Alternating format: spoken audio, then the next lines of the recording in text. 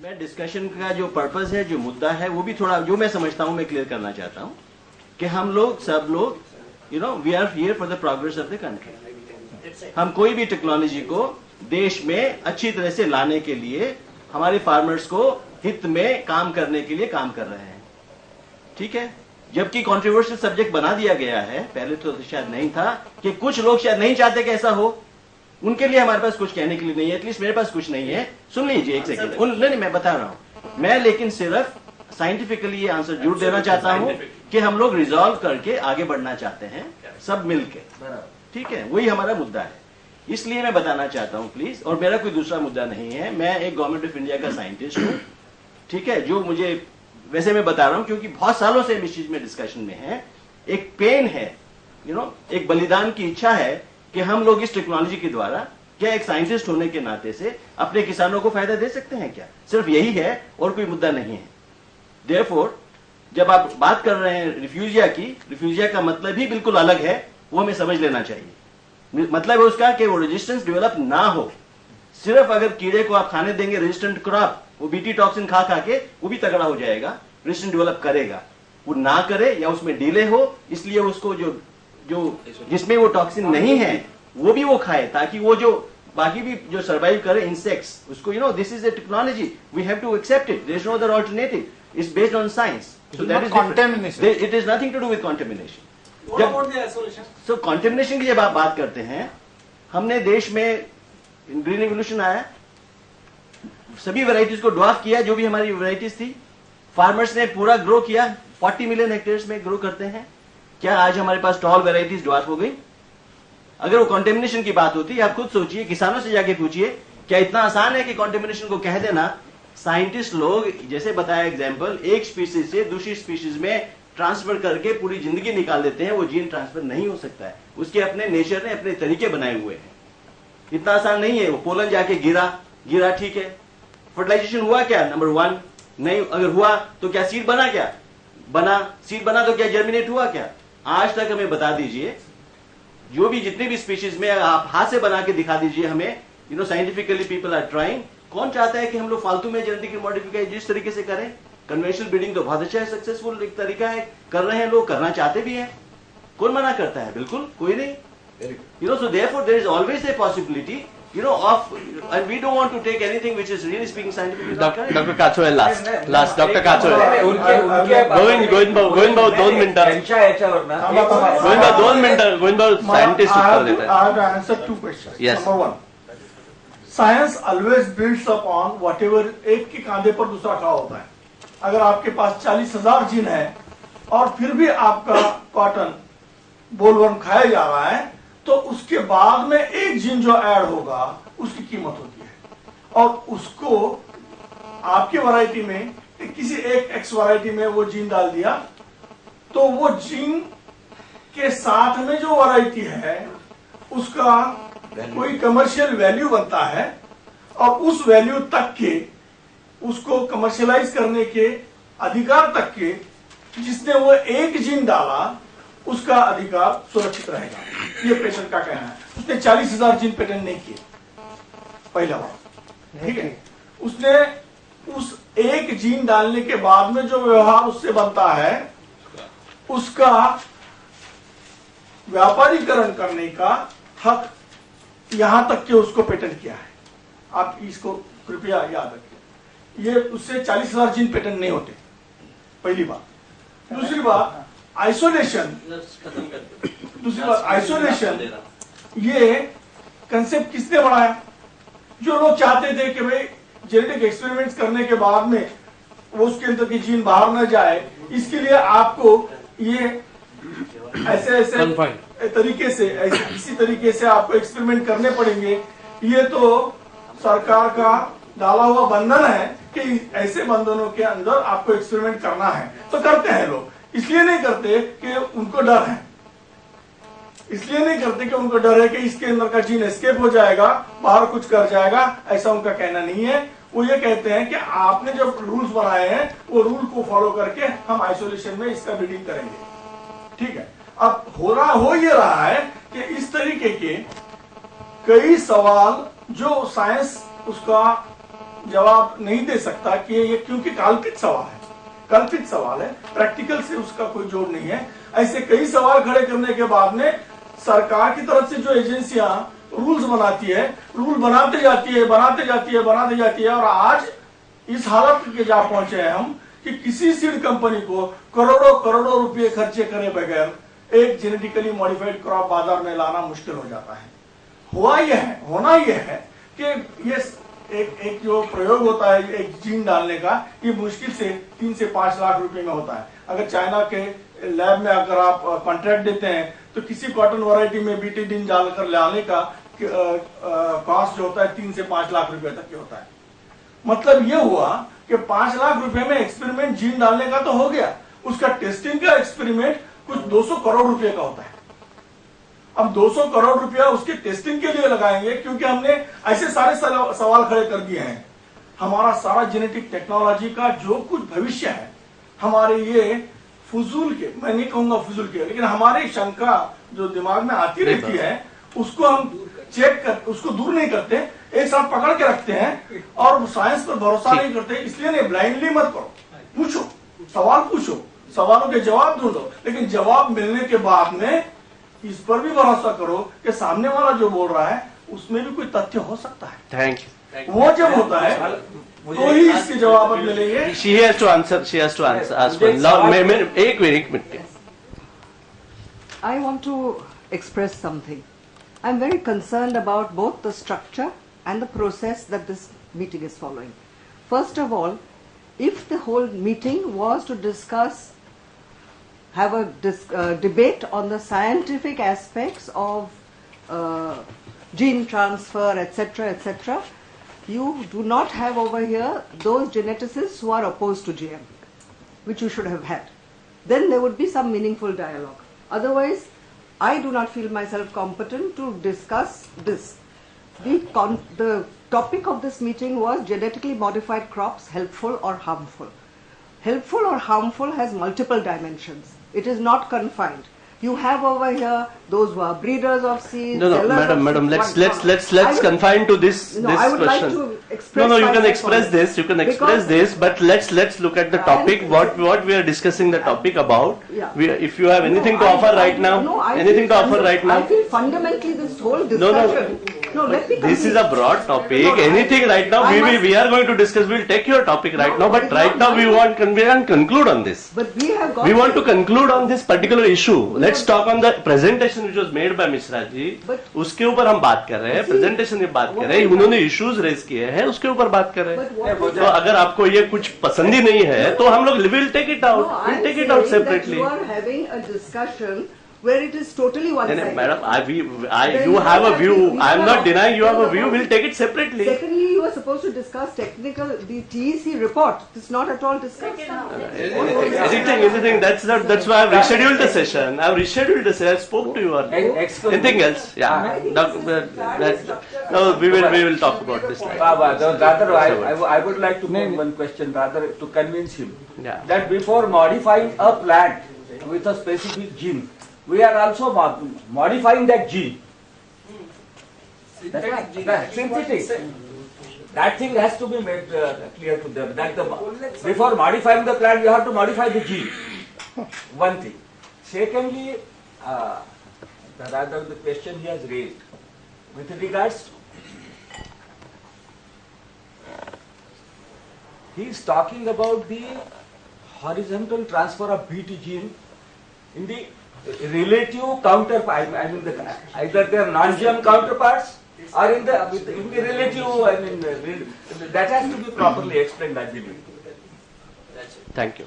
By the I will give him to conclude, and then we will have to have a lunch, and we are again going to reassemble. We are going to again have the sessions on the regulatory mechanism and again on the risk. So please don't worry, all your questions can be asked there and answers can be given. मैंने पहले तो बताया था, मैंने जब शुरू किया कि ये प्रो और एंटी जीएम का विषय नहीं है. Number 1, let us all together don't make it A Prestige issue. Number 2, not to be sentimental. some scientists taking it sentimental, not to be sentimental. I am trying to surrender myself for the country benefit of the farmers, and we know all these traditions. It should be for both. Don't be sentimental. Number 3, not to be economics. हमने इतना खर्चा किया, क्या करेंगे, क्या मतलब है इसका? कंपनी इतना वन मिनट, आप किसान को पूछ के खर्चा किया था? नहीं, आप खर्चा किया, ट्रायल्स होता है, साइंस में खर्चा होता है, ट्रायल्स में खर्चा होता है. अब एक रॉकेट कहीं डिस्ट्रॉय हो गया तो उसका एक्सपेरिमेंट बंद नहीं होता है. You have invested, okay, but हमने इन्वेस्ट किया इसलिए आपको खाना पड़ेगा. It should not be. So ये जो 4 एस्पेक्ट है, ये जो 4 एस्पेक्ट है, don't make it A Prestige issue, don't be more sentimental of this issue and about the economics issue. It should not be like that. आप किसी ने खर्चा किया इसलिए हम उसको खरीदेंगे, इसका कोई मतलब नहीं है. नंबर 3, आपने जो विषय उठाया, हम या सरकार के लोग बैठे हैं, वो बोल सकते हैं अपना जीन डाइवर्सिटी पेटेंट है या नहीं है. They will answer it. Entire biodiversity of our country including that, क्या क्या हो रहा है वर्ल्ड में, उसके बारे में अपना जो indigenous biodiversity, it has to be, अगर नहीं हुआ है, it has to be identified, it has to be patented. That's all. Number 4, ये जो बार बार हम लोगों ने प्रश्न कर रहे हैं, it is a question before this entire scientific community of this world, also on the country. Where is so hurry? Science में फेल होता है. अगर ये फेल हो चुका है, रेजिस्टेंट हो रहा है और कुछ हो रहा है, लेट अस गो फॉरवर्ड. मेरा बोलना है, अगर हमने जिस तरीके से निकाला इस स्पीच को या इस प्रक्रिया को निकाला, अगर सारी विषय को एड्रेस नहीं होता है, हम उसको आगे कैरी फॉरवर्ड कर सकते हैं, आगे उसका एक्सपेरिमेंट हो, उसका ट्रायल्स भी हो, मगर उसको अभी भी खाना पड़ेगा. ये जल्दीबाजी क्यों है? ये बड़ा प्रश्न है before the scientific community. Thank you. We are going to reassemble as 2:35. Can I make a comment? Just one comment. Firstly, आपका जो स्ट्रक्चर के बारे में कंसर्न था, उसके बारे में आई जेन्युइनली डाउट कि अगर आप साइंटिस्ट जेनेटिसिस्ट का रैंडम सैंपल लेंगे, उसमें से कितने लोग आप जो बोल रहे हैं उस साइड से होंगे, वो एक मेरा कंसर्न है. सेकंड थिंग, आप जो इकोनॉमिक्स की बात कर रहे हैं, ये इनके मोन्सांटो या फिर महीको के फायदे के लिए नहीं चल रहा है. जो आप कल्पित आपके जो सवाल है, मैं कल्पित भी नहीं बोलूंगी. डॉक्टर साहब फसलें उठाया, बहुत खर्चा होता है, 5 लाख होता है, 10 लाख. वो टेस्टिंग चल रहा है, somebody खर्चा किया इसलिए हमको लेना पड़ेगा. जी नहीं, मैं बोली थी उसकी वजह से कॉस्ट किसानों का बढ़ रहा है, उसकी वजह से आगे क्या हो रहा है वो सुनिए, कि उसकी वजह से आप बोलेंगे कि बीटी का खर्चा ज्यादा है, इसलिए आपके किसान या फिर हमारे किसान सुसाइड कर रहे हैं. That is the correlation we are going to bring in. Okay. No, that is not my question. Economics is not from the seller's part; it is from the buyer's part. Thank you. Sanjay, आपण आता लंचला we'll reassemble. We are going to reassemble at 2:35. 2:35.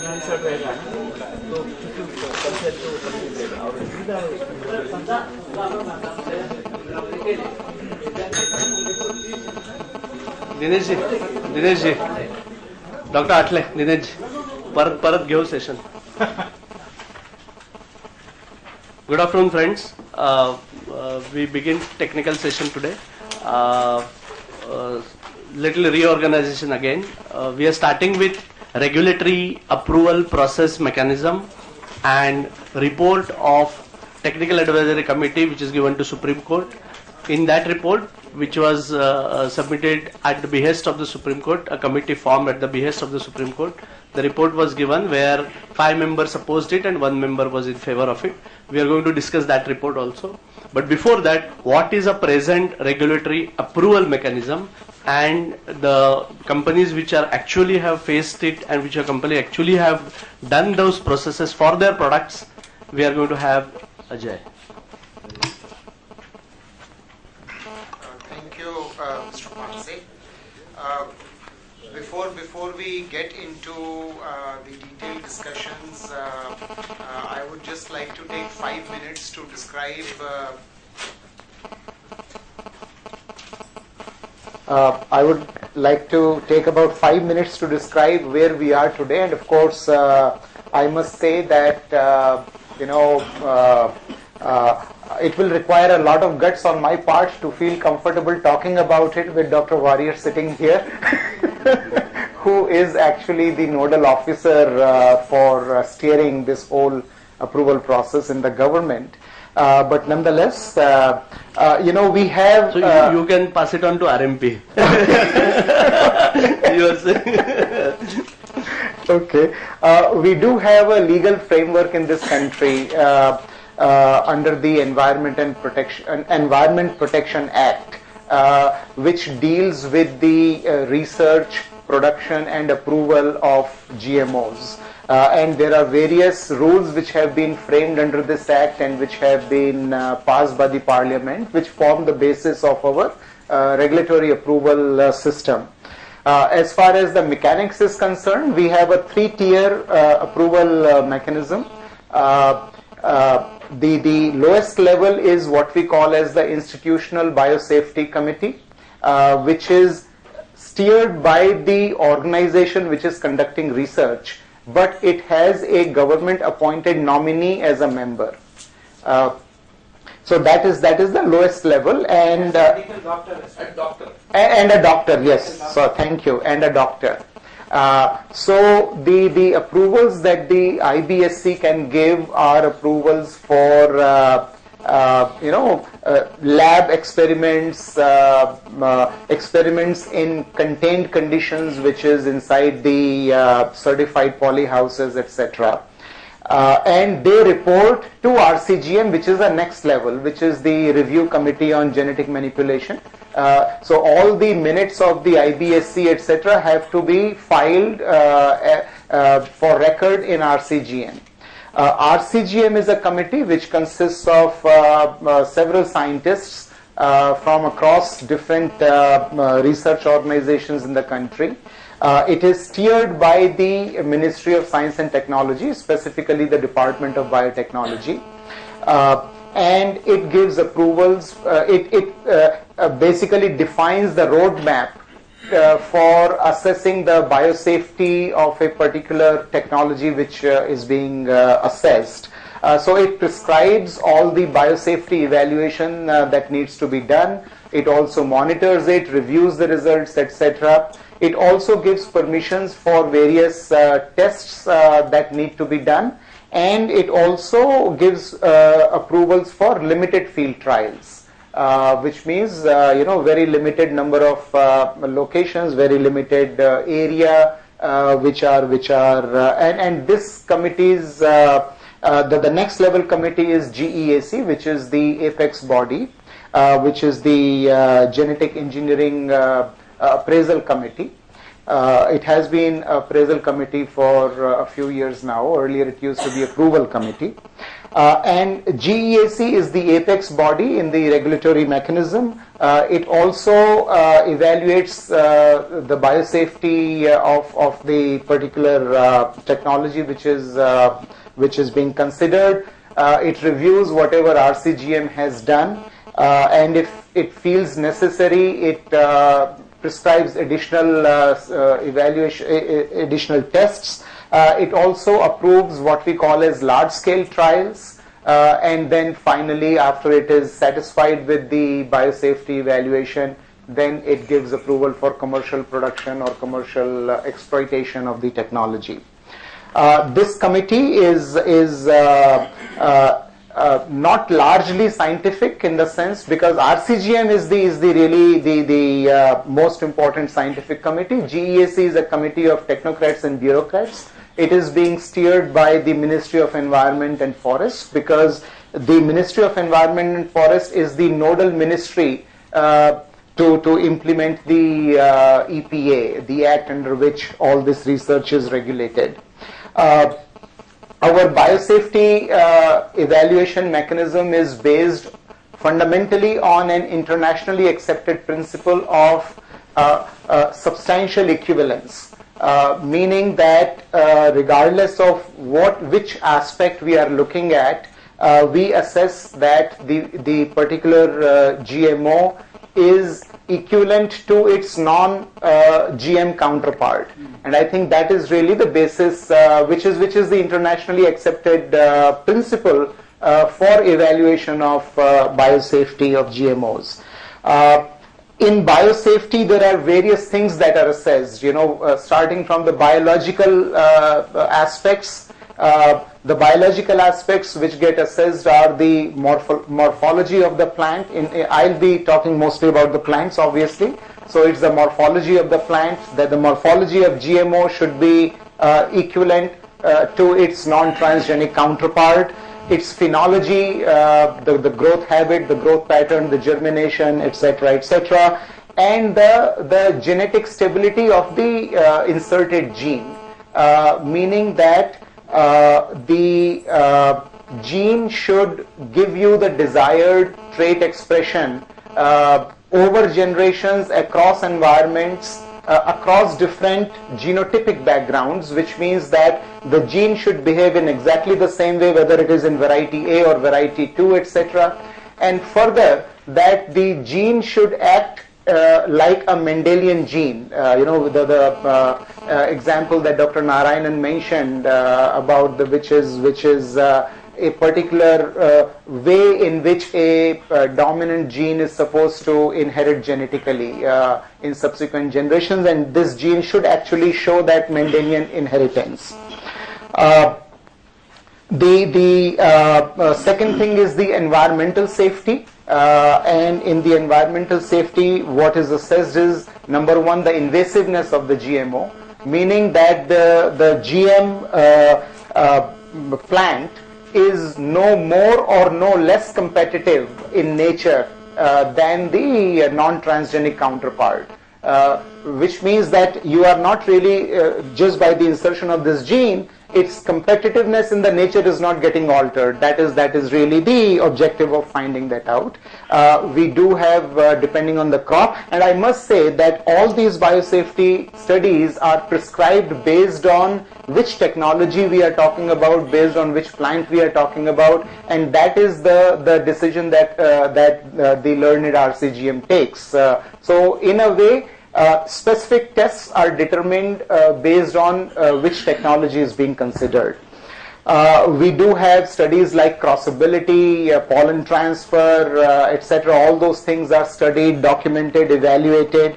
And then a very important aspect of environmental safety evaluation is studying and evaluating the impact of GMO on both target as well as non-target species. So in the case of BT cotton, for example, the target pest is Lepidopteran. So it should give us the desired effect against the Lepidopteran pests. But everything else which is living is the non-target species, and then the evaluation is done to make sure that it is not influencing. For example, it is killing the Lepidopteran pest, but it is not killing the honeybees, or it is not killing the beetles or something else, or earthworms or what have you.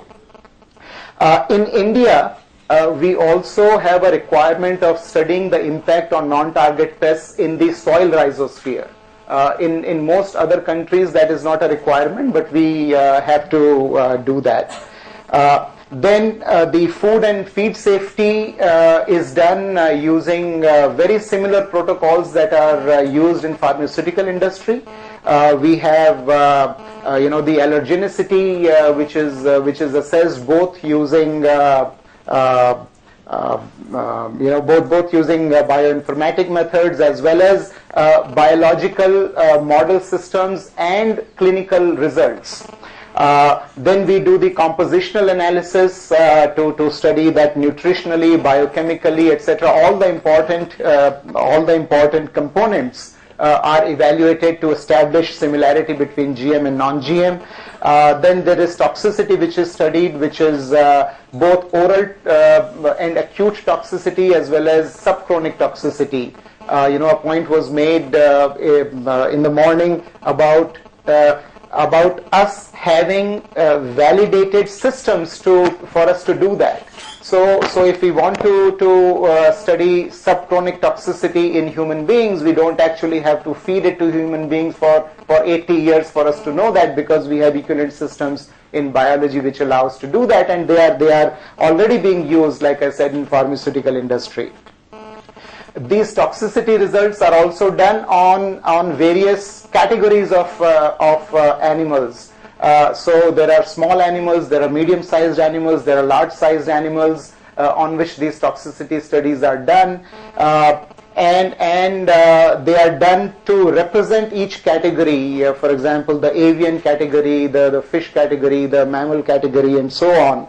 And depending on the requirement, there could be additional things. For example, in the case of BT cotton, because cotton oilseed cake is fed to cattle, there was a specific study that was prescribed by the regulatory authorities that the milch cattle should actually be fed, and the impact seen on that. So it was done. So these two committees, RCGM and GAC, actually describe what specific tests need to be done to evaluate the safety.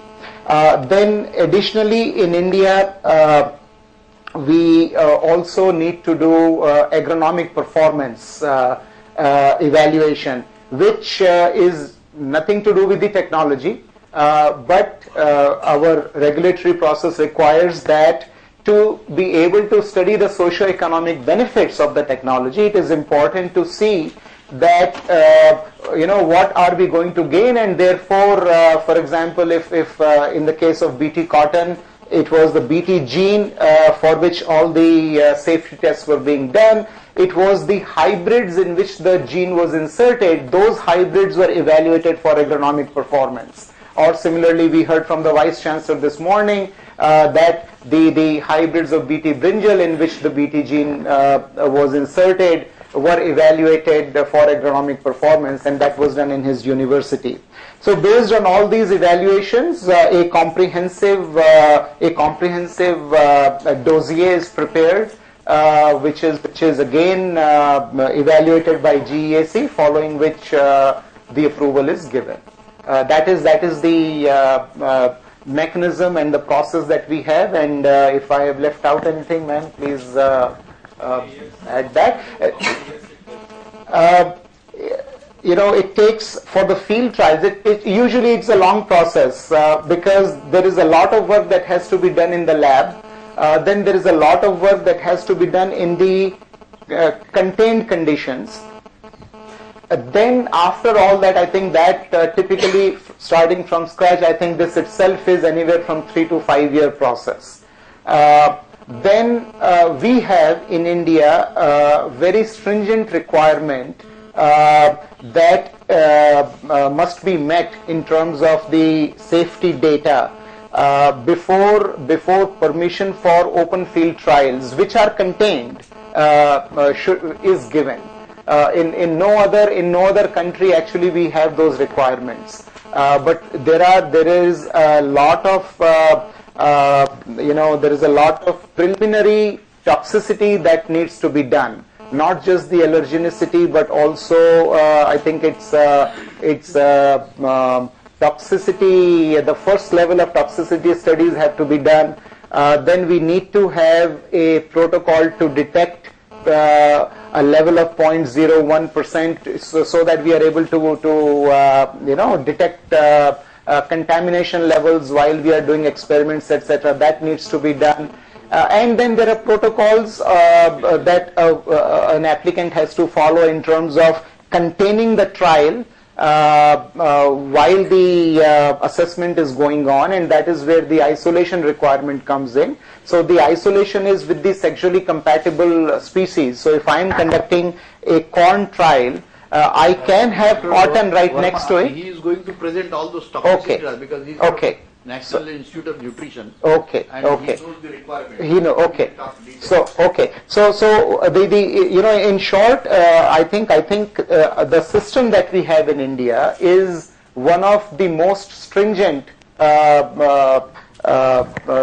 regulatory systems that we have. I think that was the point that I was trying to make. Yeah. I think one correction probably. Yeah. Unless you use the term the lepidoptera one as a target one. I think that's a very sweeping one. Probably, in my opinion, correct me, it is species specific toxicity. It's not. Yeah, it's not. Right. You're right. You're right. Correct. The point that I was trying to make was that whatever is the defined target pest, that versus everything else, that is not exact. Dheeraj. Also one more condition. Just one second. Yeah, the only other thing that I would like to add to what Paresh said, in terms of, beyond the process that was explained, there is also a very stringent mechanism to really monitor the compliance aspect of the trial, because there are several conditions that are put up by GEAC and RCGM while they approve the confined field trials, and then those conditions have to be met. So it is not just left to the applicant to ensure those conditions, but GEAC on its part, RCGM if they have approved the trial on their part, and the state level monitoring committees also make random visits to these field trial sites to really see whether those conditions are being met or not. Just can I add? Yeah, what was left yeah. out? We tend to club all field trials together, but field trials happen in multiple phases. There is the event selection trial, which is 1 year. Then there is the BRL1, biosafety level 1 trial, and then BRL2 trial, which could happen for at least 2 years. So even after whatever Paresh Verma has said, there is a 4-year of trialing which happens before the GEAC considers the applications for approval. Absolutely. So we are talking about timelines like 7 to 10 years. Right. So 7 to 10 years is the date from which If you I are have... lucky. Otherwise, No, I perceive in the lab. Right. Yes. From that day till commercialization. Exactly. One question then arises. Yes. How every state government is rather it is left to their disposal whether to take the field trial, allow the field trial. Okay. No. The Supreme Court has got nothing to do with it. The nodal agency is GEAC, and GEAC approves field trials. And until a few years ago, GEAC would communicate the approvals to the respective state governments, and that was it. A few years ago, there was a change that was made, and the applicants were required to obtain an NOC from the state government. So the GEAC would give approval, but unless the states give the NOC, the applicant would not be able to conduct the trial. That's the situation we have now. Can I ask one to Barology? Can I ask one question as to how the whole episode about Birti-Brinjal, how it got stuck, and what's the present situation with the approval mechanism, purely approval mechanism and all? Well, sir, I have not. I don't have substantial comments on that, but I would just like to. In terms of steps. The BT Brinjal.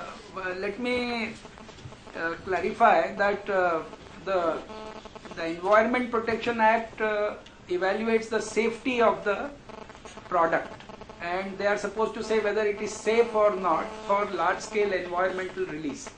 Now, the law does not require any socio-economic study, etc., but in the wisdom of the regulators, it was prescribed and it is also done.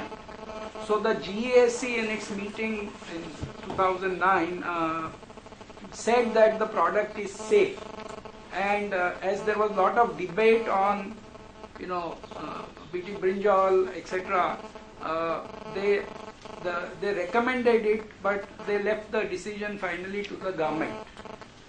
And then there was public consultation which was headed by the then Honorable Minister, Mr. Jairam Ramesh, and we know the consequence of that. Then they collated a lot of comments from various sources, and those comments were tabulated, a report was made, and based on that report, Mr. Jairam Ramesh announced a moratorium on Birti-Brinjal.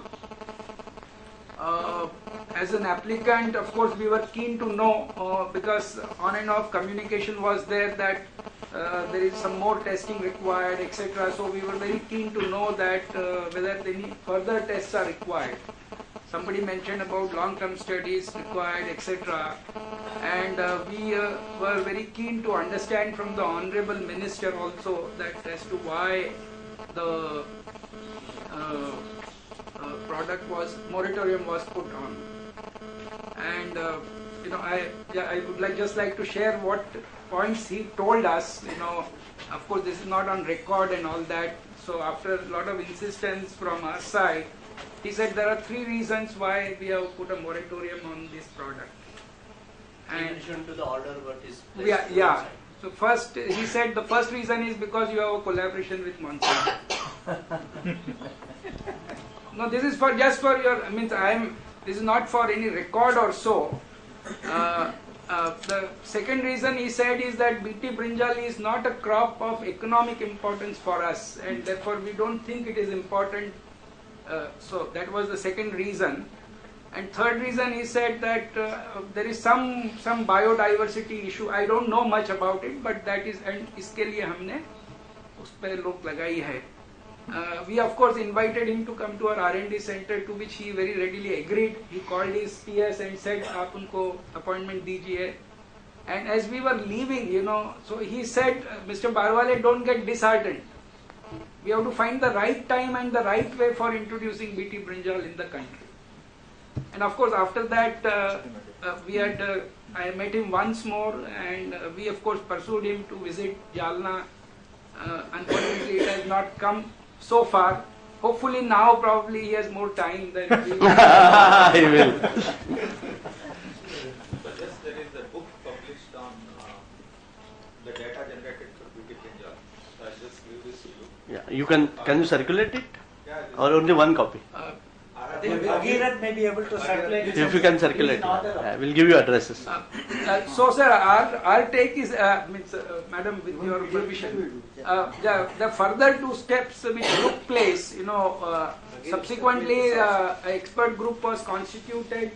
They met, under the chairmanship of the then GIAC chairman, and they asked the expert members what should be done and what are the other things, etc. And they met, and then I was told, I don't know, but I was told that there was a discussion that it must be allowed limited release, or it must be done this way, or certain tests should be prescribed. It went on, and then they were supposed to meet again after 3 months or so, but I am told that that meeting has not happened. Now, of course, it is few years. So, yeah, if Madam can clarify latest position. After the BT brinjal moratorium, the decision says that the GAC should look into the concerns raised in the report. And so the Genetic Engineering Appraisal Committee, many of the experts had given comments from various, for both for and against. So we had, the GAC invited these comments, maybe something, I think it was in April 2011. And then we had a discussion on whether this long-term chronic toxicity study is required. What are the studies you require, or you just want them to repeat some of the studies again? So generally, except for one or two people, one was Dr. P.M. Bhargava, and he was saying that you should do all the proteomics and other lots of things which are done, which is not done internationally, and there is no validated protocols. And then more, but majority of the scientists in that meeting were of the view that we should allow limited trials. It should be under the control and supervision of the government. Limited, not limited trials, limited release. Okay, and during that time, whatever additional information you want or you feel it should be revalidated, that should be allowed to be done. But again, there was no consensus, and so we were supposed to get back to that again with further discussion. Meanwhile, the Supreme Court case progressed a bit, and then the Supreme Court asked us, we were having regular discussions on that, and then we had to come down to a consensus. The court said it's too technical matter for us to take a view, so you all have a committee. When both parties sit down, respondent and the petitioner, and that's how the committee was called. Since there also we could not come to a consensus, then it was, the decision was taken by Mr. former minister on that, and then you know the story about the TEC. Thank you. Thank you. One question as a farmer I would like to pose. If it's the same trait in different crops has to pass through all these stringent and screening processes? Yes. Yes. Yeah. I have a question, because this is something that is personally my interest too. The policy guidelines that each and every state government will have to clear the field trial. Does it stand valid even today? I can tell you on this. Yeah. The background to that is as per the rules 1989 of the Environmental Protection Act. We have the State Biotechnology Coordination Committee and the district level committees. And I think only about 13 or 16 of the state agriculture states have set up these committees, but most of them, except for one or few states, they're not even very operational or whatever. So it's the duty of this SBCC and DLC, the mandate given under the rules and of the Environmental Protection Act is that these agencies have the responsibility for monitoring in case of any non-compliance, take action, and there are powers for taking punitive action, taking any, in case of disaster, taking response measure, and all that. But what happened was, soon after the Priti Brinjal moratorium, since many state governments raised a voice that they do not want, like for example Kerala, they made it very clear that we don't want any GM material in our state. But the trials were going on in Bihar. So the Bihar, we said it was uprooted, the Bihar maize. I'm aware of that, yeah. Not the government, the state government wrote to the, and the Bihar government decided to approve that. Though it was done within an ICR, within the state agriculture university, it was still uprooted. Then came the thing about in Rajasthan, three locations the mustard trials were going on. Two locations suddenly with the NOC from the state government. With them, because after the Bihar trials and some objections from various state government, the GSC said every time we give approval and it's uprooted and it becomes a law and order problem and all. So you get since agriculture is a state subject, you get NOC from the state government and then start your trials. The Rajasthan government gave the trial, NOC.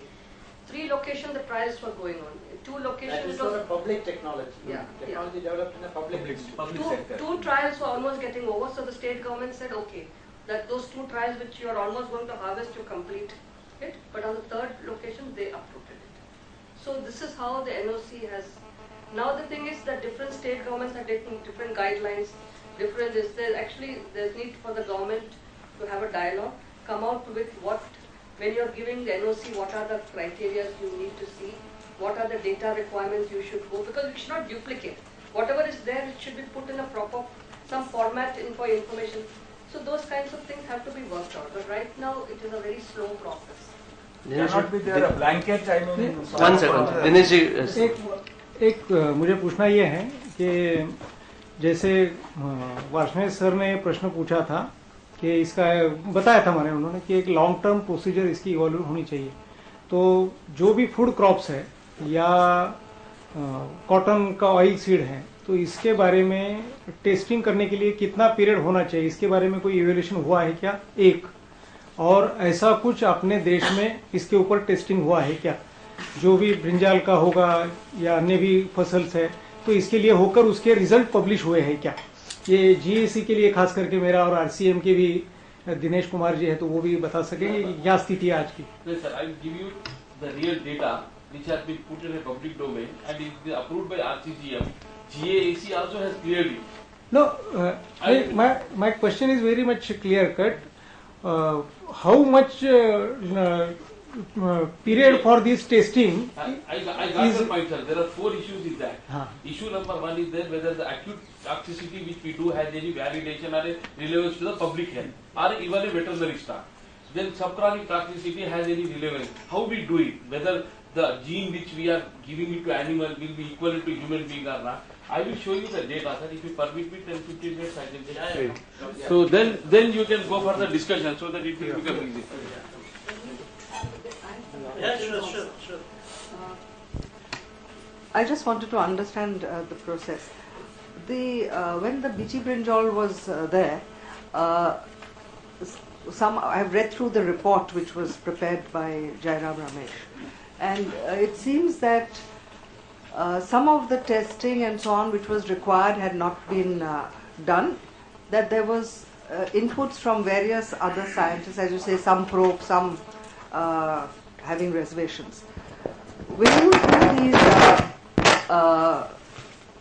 clearances and tests and all, is the information available for independent examination by other scientists? I have 3 or 4 questions. Secondly, are the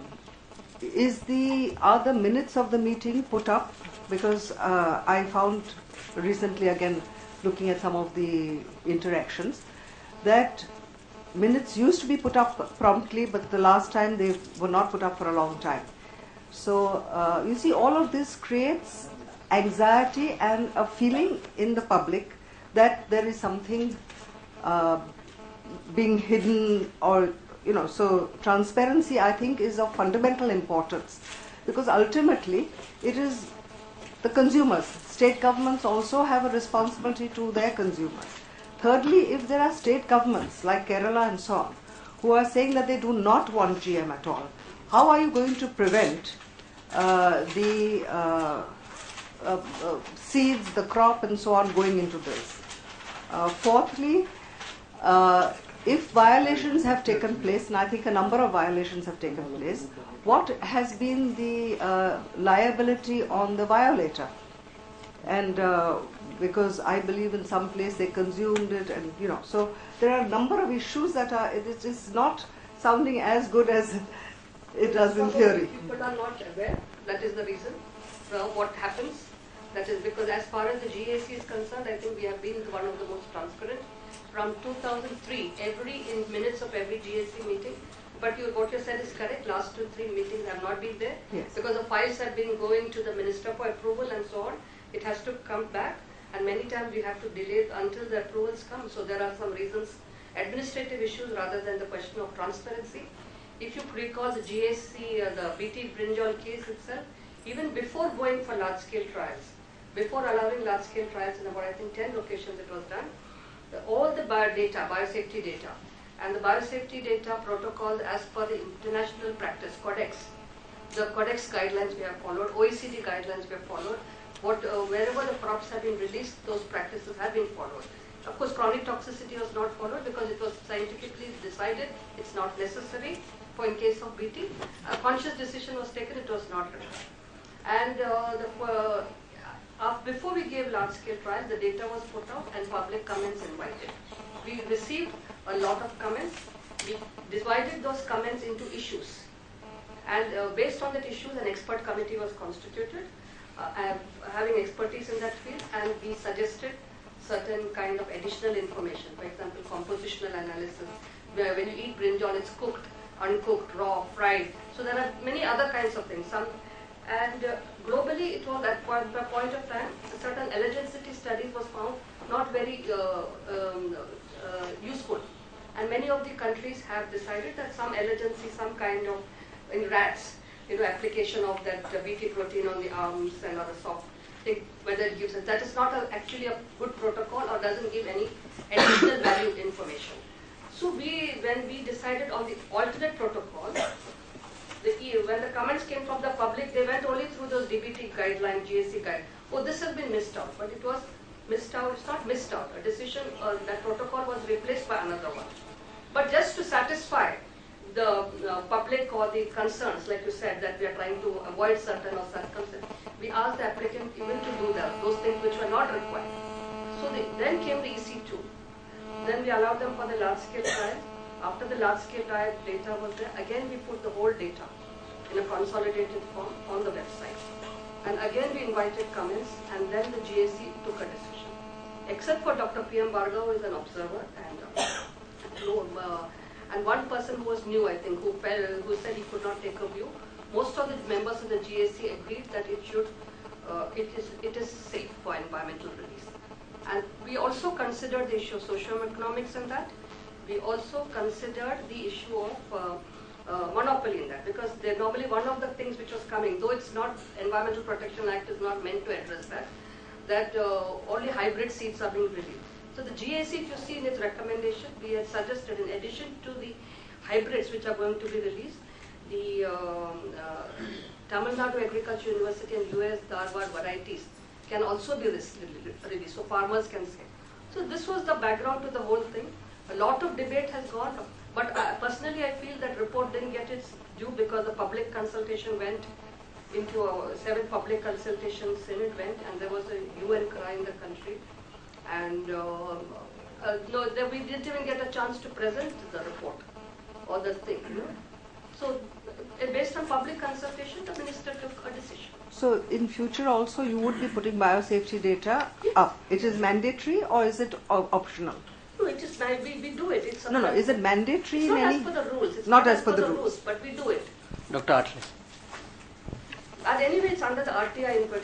I myself have, I don't know how many pages, almost in the first few years of the RTI under the BT Cotton and BT Brinjal, almost every month 6,000 pages of information I give to the public. The amount of paperwork that is done in my office to make it available, nobody knows about it. But at the same time, without knowing anything, people just go and, sort of say GSC is non-transparent. There is a bunch of people who are trying to, push things through. But the work that goes in our office, only we can justify. And there is no opportunity every day like public for the NGOs and the public people who can make noises in the press. They have, but I can't go to the press and every day respond that I have done this, I have done today, given 6,000 pages yesterday. I was summoned 3 times by the Chief Information Commissioner. And the 3 times I was summoned by him because people said it's not given. When I showed him the data, he the case. And he told that we wish we had more people like you, and he asked me for the full set of biosafety information and other thing. I've had a great discussions with him. Thank you. It's not that we are not transparent. Thank you. Dr. Atle. The Kerala government has not allowed the testing, but it has not banned the GM foods themselves. And if supposing Kerala government wants to ban the GM foods, it's the responsibility of the Kerala government to see that such foods don't enter Kerala state. If an European country wants to ban GM foods, it is the responsibility of that European country to see that the GM foods don't enter its state. As simple as that. I differ. Is there a category called GM food in India? Just one. We'll finish this. Dinesh Kumar. On this issue, on this specific issue, I have a first-hand information. 2 questions. Yeah. But there's 2 questions related. Yeah. On this Kerala, of course, Kerala government, for political reasons, have taken a decision that they want to be a GM-free government. But since I am from Kerala, I have a first-hand information. What happened was there was a bunch of farmers in Attapadi region, which is in the Palghat district, which borders Tamil Nadu. They used to cultivate cotton about 15-20 years ago. And they stopped cultivating cotton because of the bollworm menace. It was so severe that it was never. When they realized that the neighboring state were cultivating cotton profitably after BT was introduced, these people went to Coimbatore and purchased the BT cotton seed and cake. So it is the Kerala farmers themselves whose initiative, nobody would force thing inside Kerala unless the farmers want that or they want a benefit. They started cultivating BT cotton, and even today BT cotton is, even though Kerala denies it, even today, because I know agriculture, in Attapadi region there is cotton cultivation and it is BT cotton cultivation. Dr. Gachurella, one comment, only one comment. One is related to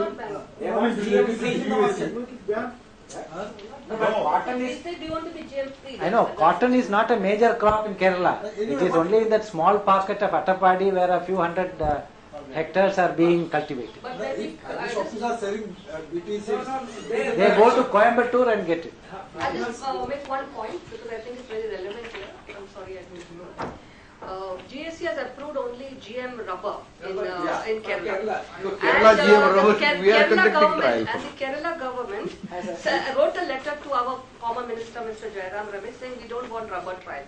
He wrote a 2-page note on why it should be done. While he approved BT, he put moratorium on brinjal. I have that letter with me and full scientific facts. He has written to the state government. And they have applied to us now in Maharashtra that Maharashtra should conduct the rubber trial. So we said Maharashtra, we are not interested in rubber because I am in that committee. Okay, last comment. Then we have to give presentation. One information. All those crops which were uprooted, they were uprooted after proper permission from GSC, from property. Okay, what happened to that? No. This was hooblism? No.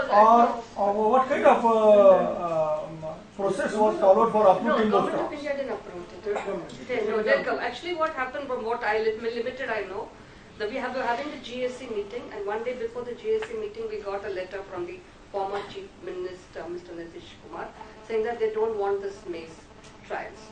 So then it was put in the GAC. Then GAC said, okay, it's a state subject, we can't force the decision. And then we told the state, I think it's ICR, and the because there is a process when you approve the GM crop. The whole idea of maintaining the isolation distance and other things is to ensure that the trials are terminated in a scientifically manner, to ensure there are no volunteer plants coming, and depending on the crop, the number of years of post-harvest restrictions you have to maintain. So all those kinds of requirements. So we wanted to ensure that is done. But the next day, when the ICR scientists went there for taking a call on how to go about getting it done in the in presence of the state, one of the state agriculture university department person has to be there. It was already approved in the morning. But no such conditions were. Okay. It was not a scientific process which was followed. Okay. It was a hoodlism. Okay. And what action was taken? Okay. Number one. Number two. Number two. Second issue is that whenever a crop is being registered, now under PP, we have to register a GM crop also as an export variety. And there, thus guidelines have to be followed. Right? Distinctiveness and it should have an advantage over the crops and GM crops are specific guidelines, sir. Yeah. When that is there, there is a column of what is the productivity advantage. Have you ever come across positive advantages in yield or productivity? Direct impact. Direct because whenever I was there in the PPVRs, we had not started with this process. Now the process has started. I do not know because there is a claim that GM crops do not have any productivity advantage. It's not even clear. But then my question is, when you register that, do you put that, because there you have to put the information. You may claim it or you may not claim it. Dr. Kasure, let's